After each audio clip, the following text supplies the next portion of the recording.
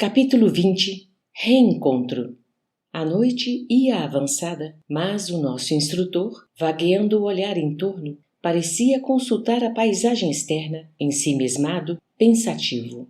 Logo após, fitou enternecido a filha espiritual que passara a convalescer em brando e defendido repouso. Orou longamente junto dela, na câmara íntima, e em seguida veio anunciar-nos o instante da partida. Aves tornando ao ninho de esperança e de paz. Deveríamos agora transportar conosco outros pássaros de asas semimutiladas que as tormentadas paixões ameaçavam. Todos os corações ali socorridos demandariam junto de nós outros campos de ação regenerativa e redentora. Aquelas entidades sofredoras e amigas, ainda mesmo as que se conservavam nas mediações da loucura pelos desequilíbrios do sentimento a que se haviam confiado, tinham lágrimas de alegria e reconhecimento nos olhos. Em cada uma palpitava o anseio de retificação e de vida nova. Por isto mesmo, talvez, cravavam o olhar inquieto e jubiloso em nosso orientador como que a lhe devorarem as palavras. E Gúbio afirmava paternal: todos os companheiros incorporados à nossa missão destes dias, desde que se mantenham perseverantes no propósito de autorrestauração, seguem ao nosso lado, com acesso aos círculos de trabalho condigno, onde estudantes do bem e da luz lhes acolherão, com simpatia, as aspirações de vida superior. Espero, contudo, que não aguardem milagres na esfera próxima. O trabalho de reajustamento próprio é artigo de lei irrevogável em todos os ângulos do universo. Ninguém suplique protecionismo a que não fez jus, nem flores de mel às sementes amargas que semeou em outro tempo. Somos livros vivos de quanto pensamos e praticamos, e os olhos cristalinos da justiça divina nos leem em toda a parte. Se há um ministério humano na crosta da Terra, determinando sobre as vidas inferiores da gleba planetária, temos em nossas linhas de ação o ministério dos anjos, dominando em nossos caminhos evolutivos. Ninguém trai os princípios estabelecidos. Possuímos agora o que ajuntamos no dia de ontem e possuiremos amanhã o que estamos buscando no dia de hoje. E, como emendar é sempre mais difícil que fazer, não podemos contar com o favoritismo na obra laboriosa do aprimoramento individual, nem provocar solução pacífica e imediata para problemas que gastamos longos anos a entretecer.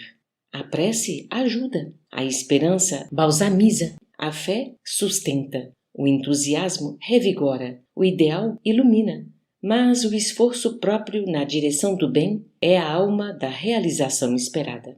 Em razão disso, ainda aqui, a bênção do minuto, a dádiva da hora e o tesouro das oportunidades de cada dia hão de ser convenientemente aproveitados se pretendemos santificadora ascensão. Felicidade, paz, alegria não se improvisam, representam conquistas da alma no serviço incessante de renovar-se para a execução dos desígnios divinos. Felizmente, desde agora, estamos abrigados no santuário da boa vontade e, ainda neste instante, cabe-nos não esquecer a promessa evangélica. Quem perseverar até o fim será salvo. A graça celestial, sem dúvida, é um sol permanente e sublime. Urge, porém, a criação de qualidades superiores em nós para fixar-lhe os raios e recebê-los. Doce intervalo mostrou-nos o júbilo reinante. Salutar otimismo transbordava de todos os rostos. Saldanha, de olhos fitos em nosso dirigente, confundia-nos pelo pranto de contrição purificadora a correr-lhe abundante dos olhos. Antes que o nosso instrutor pudesse retomar o fio da palavra encorajadora e vigilante, algumas irmãs entoaram formoso hino de louvor à bondade do Cristo, com visível desassombro no olhar firme, dantes ansioso e dorido, enchendo-nos o coração de intraduzível bem-estar. Raios de safirina luz derramaram-se profusamente sobre nós, enquanto as vozes harmoniosas e singelas se espalhavam em derredor, tangendo-nos as fibras mais recônditas nos recessos do ser.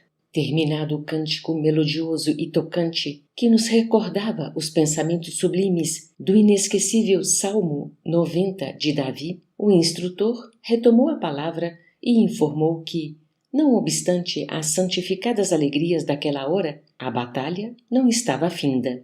Faltava-nos o epílogo, esclareceu com inflexão mais grave na voz.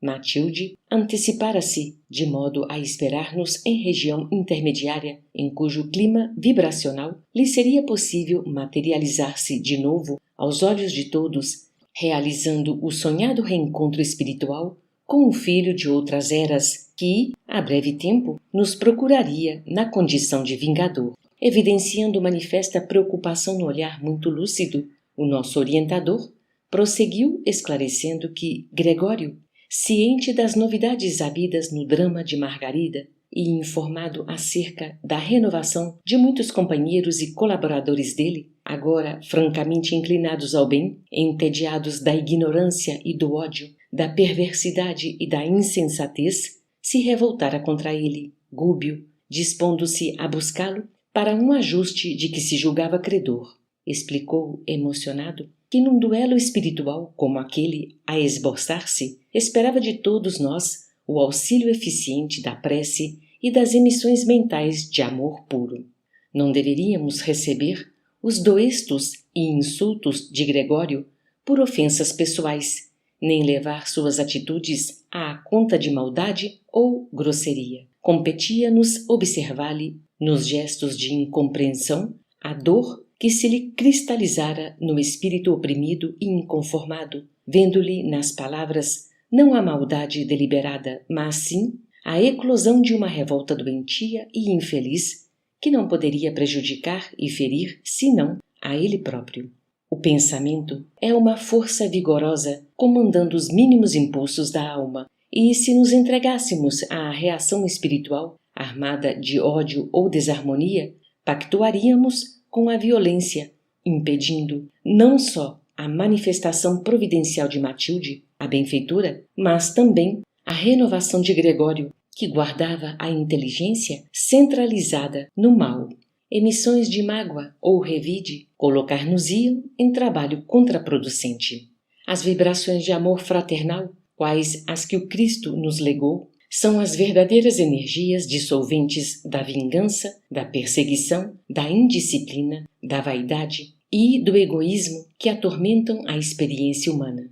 E tornou o instrutor bondoso. Além disso, cumpria-nos considerar que aquela mente transviada do trilho divino se caracterizava muito mais pela moléstia do orgulho ferido e impenitente que pela perversidade. Gregório era tão somente um infeliz quanto nós mesmos em passado próximo ou remoto, acicatado por rebeliões e remorsos interiores a lhe desajustarem os sentimentos. Merecia, por isso mesmo, nossa dedicação carinhosa e confortadora, ainda mesmo que nos visitasse com aparências de celerado ou de louco. Nossa conduta, aliás, nada apresentava de surpreendente em semelhante capítulo, porque não fora para ensinar-nos outras lições que o Cristo trabalhara em benefício de todos e padecera na cruz sem ninguém. Notificou-nos ainda que o sacerdote das sombras se faria acompanhar, em sua vinda até nós, de muitos companheiros tão envenenados mentalmente quanto ele, e que, contra essa equipe de criaturas inimigas da luz, cabia-nos formar um todo de defesa harmônica através da fraternidade legítima, da oração intercessora e do amor espiritual que se compadece e age em favor da restauração do bem. Valendo-se da pausa que se impusera natural, Saldanha perguntou ao nosso mentor se não devíamos organizar pelo menos um movimento coordenado de repulsão enérgica, ao que o dirigente, sábio e amigo, respondeu, sorrindo: Saldanha, em companhia do mestre que abraçamos, só há lugar para o trabalho sadio, com entendimento das lições de sacrifício e iluminação que nos deixou. Não acredites que um golpe possa desaparecer com outro golpe. Não se cura a ferida aprofundando o sulco da carne em sangue. A cicatriz abençoada surge sempre à custa de enfermagem, remédio ou retificação com ascendentes de amor. Quem pretende o reinado do Cristo, entrega-se a Ele. Somos servos. A defesa, qualquer que seja, pertence ao Senhor. O ex-perseguidor calou-se humilde. Decorridos alguns minutos, algo constrangidos, afastamo-nos em bloco da vivenda em que tantos ensinamentos preciosos havíamos recebido. Amparados os mais doentes naqueles que se mostravam mais fortes, retiramo-nos cautelosos, pondo-nos a caminho da zona pré-estabelecida. 2 horas de jornada, sob a supervisão de Gúbio, perfeitamente treinado em experiências daquela natureza, conduziram-nos ao local desejado. O campo, em torno, era singularmente belo. Verdejante planalto, coroado de luar, convidava-nos à meditação e à prece, e brisas ligeiras e frescas da madrugada, como que nos bafejavam o cérebro, convidando-nos a reconfortar as fontes do pensamento. Nosso instrutor fez sentar em semicírculo, compelindo-nos a recordar várias cenas evangélicas e informou, com visível emoção, que, segundo mensagem particular por ele registrada, Gregório e os dele já se haviam colocado em nosso encalço e que, se alguns dos companheiros procurassem evitar-lhe a presença, qualquer fuga em nosso agrupamento se fazia impraticável em virtude de a elevada percentagem de peregrinos ali reunidos se revelarem incapazes de volitação em alto plano pela densidade do padrão mental em que se mantinham. Cabia-nos, pois, agora, a atitude de oração e expectativa amorosa de quem sabia compreender, ajudar e perdoar. Do zimbório estrelejado desciam valiosos estímulos para nós. Constelações tremeluziam distantes, enquanto a lua, silenciosa e bela, parecia disposta a testemunhar-nos o esforço cristão. Reparei que o nosso dirigente, insulado na relva macia, assumia a mesma posição de instrumento mediúnico, qual acontecera na reunião que vínhamos de efetuar, porque me entregou, confiante, a direção da Assembleia, o que aceitei, dentro de preocupação extrema, embora sem hesitar. Providenciada semelhante medida, Gúbio passou à elevada condição mental por intermédio da oração. Acompanhámo-lo reverentes. Não havia gosto para conversações estranhas ao problema delicado daquela hora.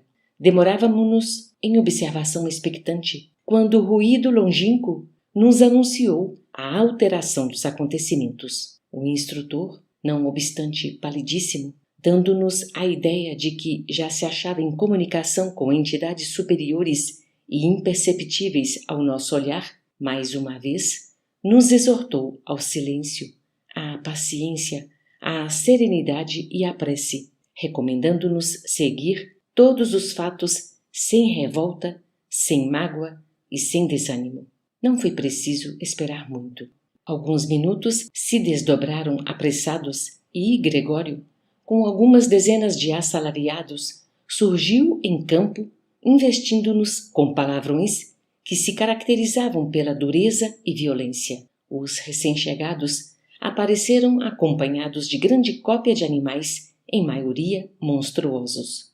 Noutras circunstâncias, sem a bênção do aviso salutar, provavelmente teríamos debandado, mas Gúbio, cuja superioridade conhecíamos por experiência própria, ali se mantinha, resoluto e imperturbável, emitindo ondas de luminosidade intensa, veiculando forças magnéticas imponderáveis que, dirigidas sobre nós, como que nos supria de recursos necessários ao procedimento irrepreensível. Por mim, ao reparar as máscaras sinistras que se abeiravam de nós, confesso que, em tempo algum, senti tamanha ameaça de medo e tão profundo contágio de confiança. O sacerdote das sombras avançou para o nosso orientador à semelhança de general parlamentado na praça antes de começar a batalha e acusou sem rodeios.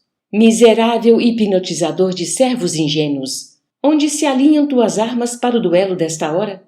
Não contente em prejudicar-me os projetos mais íntimos, num problema de ordem pessoal, aliciaste numerosos colaboradores meus em nome de um mestre que não ofereceu aos que o acompanharam senão sarcasmo, martírio e crucificação. Acreditas, porventura, esteja eu disposto, por minha vez, a aceitar princípios que relaxam a dignidade humana? Admites acaso permaneça a meu turno fascinado pelos feiticeiros de tua estirpe? Traidor da palavra empenhada, confundir-te-ei os poderes de bruxo desconhecido. Não creio no amor açucarado que elegeste por senha de luta. Creio na força que governa a vida e que te dobrará igualmente aos meus pés. Percebendo que o nosso orientador não se erguia, como que chumbado ao solo, compelido por indefinível prostração, não obstante, cercado de intensa luz, o sacerdote dos mistérios negros, acariciando os copos da espada luzente, acentuou, irado: Covarde! Não te levantas para ouvir-me a acusação justa e digna? Perdeste também o brio, semelhando-te a quantos te antecederam no movimento de humilhação que persiste no mundo há quase 2000 anos? Também noutra época, acreditei na celestial proteção através da atividade religiosa nos ideais em que hoje te empenhas. Entendi, contudo, há tempo, que o trono divino paira distante demais para que nos preocupemos em alcançá-lo. Não há um Deus misericordioso, e sim uma causa que dirige. Essa causa é inteligência e não sentimento. Encastelei-me, assim, na força determinativa para não sossobrar. O querer, o mandar e o poder estão em minhas mãos. Se tuas mágicas prevalecem acima dos princípios que consagro e defendo, aceita a luva que te lanço à face. Combatamos! Gregório espraiou o torvo olhar pela assistência muda e exclamou: Aqui descansam inermes ao teu lado os meus colaboradores que adormeceram vergonhosamente ao teu cântico sedutor. Entretanto, cada qual deles me pagará muito caro a defecção e a desobediência. Fixou com mais atenção os olhos felinos na assembleia, mas, exceto eu, que deveria permanecer atento à tarefa direcional que me fora cometida, ninguém ousou modificar a atitude de profunda concentração nos propósitos de humildade e amor a que fôramos conclamados, demonstrando acentuado desapontamento. Em face dos insultos sem resposta, o temível diretor de legiões sombrias abeirou-se mais estreitamente de nosso instrutor sereno e bradou: Levantar-te-ei por mim mesmo, usando os sopapos que mereces. Antes, porém, que conseguisse ligar o intento à ação, delicado aparelho luminoso surgiu no alto, à maneira de garganta improvisada em fluidos radiantes, como as que se formam nas sessões de voz direta entre os encarnados, e a voz cristalina e terna de Matilde ressoou acima de nossas cabeças, exortando-o com amorosa firmeza: Gregório, não enregeles o coração quando o Senhor te chama, por 1000 modos, ao trabalho renovador. O teu longo período de dureza e secura está terminado. Não intentes contra os abençoados aguilhões de nosso eterno Pai. O espinho fere enquanto o fogo o não consome, e a pedra mostra resistência enquanto o fio d'água a não desgasta. Para a tua alma, filho meu, findou a noite em que a tua razão se eclipsou no mal. A ignorância pode muito, no entanto, é simples nada quando a sabedoria espalha os seus avisos. Não admitas que os monstros da negra magia te alimentem o coração com a felicidade desejável. O temido perseguidor mantinha-se confundido, semi-aterrado, ao passo que nós mesmos, os circunstantes ligados à missão de Gúbio, não conseguíamos dissimular a imensa surpresa que nos dominava ante o quadro imponente e inesperado. Compreendi que a benfeitora se valia dos fluidos vitais de nosso orientador para exprimir-se naquele plano, qual o fizera, horas antes, na residência de Margarida. O sacerdote transviado, num complexo de espanto, rebelião e amargura, tinha agora o aspecto de uma fera enjaulada. E prosseguiu a doce voz materna: acreditas, porventura, que o amor pode alterar-se no curso do tempo? Supuseste um dia que eu te pudesse esquecer? Esqueceste a imantação de nossos destinos? Peregrine minha alma através de 1000 mundos, suspirarei sempre pela integração de nossos espíritos. A luz sublime do amor, que nos arde nos sentimentos mais profundos, pode resplandecer nos precipícios infernais, atraindo para o Senhor aqueles que amamos. Gregório ressurge e, numa inflexão de lágrimas que desarmaria o raciocínio mais enrijecido, acentuou: lembra-te, deixaste morrer nos séculos os projetos de amor que traçamos na Toscana e na Lombardia distantes. Esqueceste nossos votos ao pé dos altares humildes? Esqueceste as cruzes de pedra que nos ouviam as orações? Não prometemos ambos trabalhar em comum pela purificação dos santuários de Deus na terra?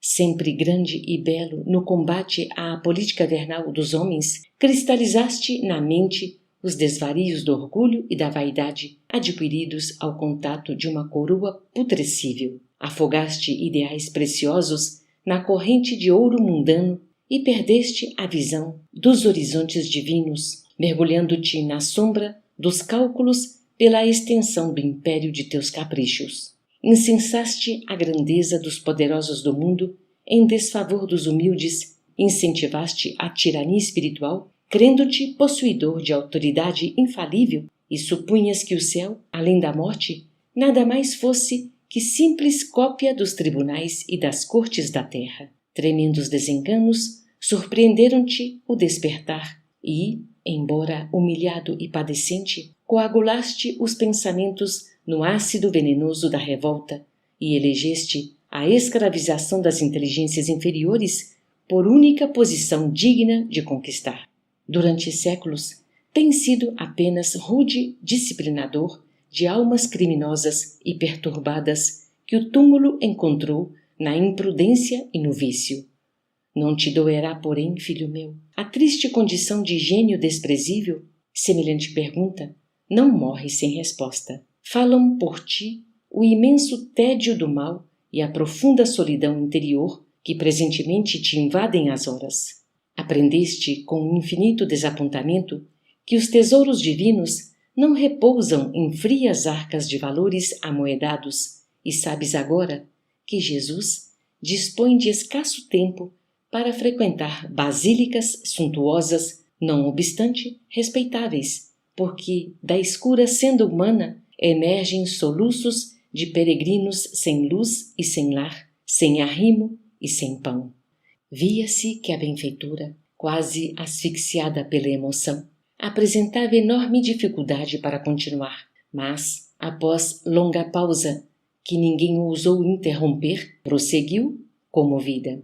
Como pudeste esquecer, por alguns dias de autoridade efêmera na terra, as nossas redentoras visões do Cristo angustiado na cruz? Aderiste aos dragões do mal pela simples verificação de que a tiara passageira não te poderia aureolar a cabeça nos domínios da vida eterna a que a morte nos arrebatou. Entretanto, o divino amigo jamais descreu das nossas promessas de serviço e espera por nós com a mesma abnegação do princípio. Vamos! Sou Matilde, alma de tua alma, que um dia te adotou por filho querido e a quem amaste como dedicada mãe espiritual. Calou-se a voz da mensageira, interditada pela corrente de pranto. Foi então que Gregório, fazendo quanto lhe era possível por manter-se de pé, gritou como ansioso por fugir a si mesmo.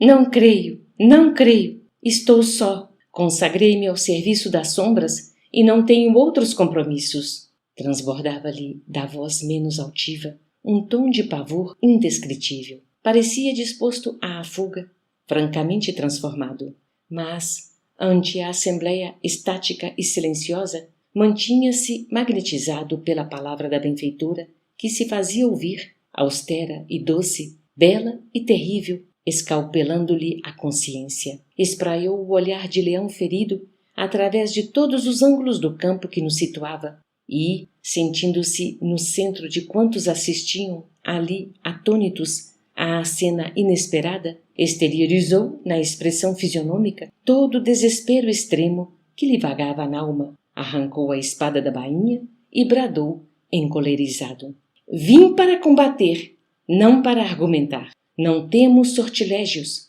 Sou um chefe e não posso perder os minutos com palavras tergiversantes. Não admito a presença de minha mãe espiritual de outras eras. Conheço as artimanhas dos fascinadores e não tenho outra alternativa senão duelar. Fitando a delicada forma de luz que pairava no espaço, acrescentou: por quem és? Anjo ou demônio? Aparece e combate. Aceitas meu desafio?